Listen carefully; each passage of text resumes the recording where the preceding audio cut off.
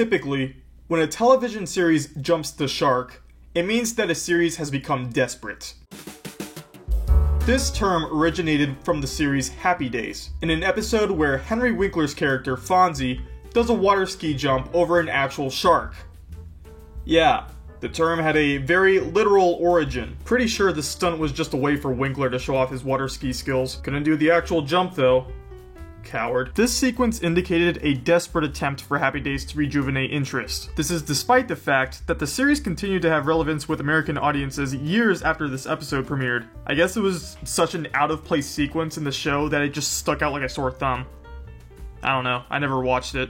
However, when other series had their own jump the shark moment, it usually marked a point of no return. Although The Office was decent enough in its last few seasons, the quality never quite matched when Steve Carell was still part of the cast. Dallas just straight up retconned an entire season of the series, making all that happened in the previous season a dream. What? Man, I would be pissed if I was a Dallas fan. Animation isn't a stranger to this either. I remember when Family Guy killed off Brian and replaced him with a Sopranos extra, just to bring him back a couple episodes later due to the amount of distress his death caused among fans. To be fair though, the quality of Family Guy was already pretty lackluster before Life of Brian premiered, so jumping the shark doesn't necessarily have to mark the downfall of a series. But it's a neat reference point. Sometimes a series can continue on without any issues, other times a series can already be diminished before it has its infamous moment. Today, I want to talk about a series that has had what I consider to be multiple instances of jumping the shark. Fairly Odd Parents was an animated series that ran on Nickelodeon from 2001 to 2006, before it was revived in 2008 and ran again for an additional 9 years. I'm hoping most of you watching know of this show because I'm not explaining the lore of fairies and Timmy Turner being a little bucktooth shit because I'm recording this in a hotel room. The original series finale was the final part of the Jimmy Timmy Power Hour, one of the most popular crossover events of all time. Yet, Nickelodeon wanted more episodes, so the Fairly Odd Parents came back in 2008, and they did so by immediately jumping the shark. Poof was introduced in the comeback episode of the series. All he did was say poof poof and basically baby stuff.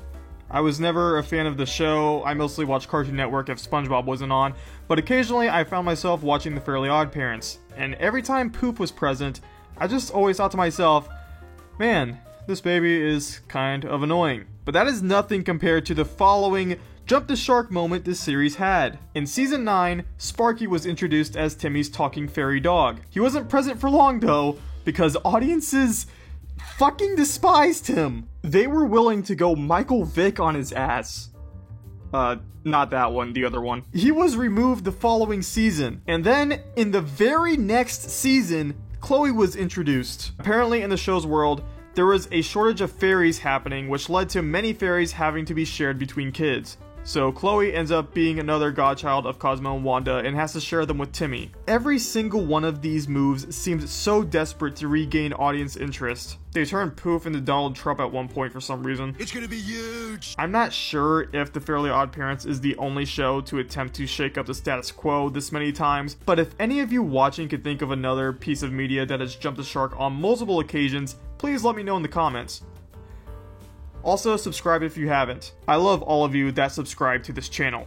Kisses!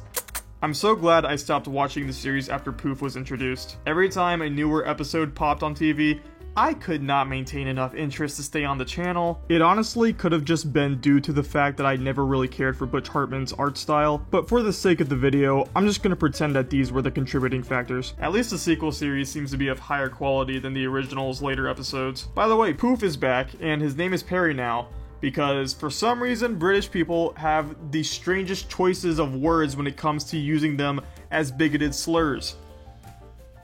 So that's very fun. Timmy Turner was found dead face down in a ditch off a stretch of highway in Miami-Dade County. The cause of death is believed to be from an overdose on amphetamines.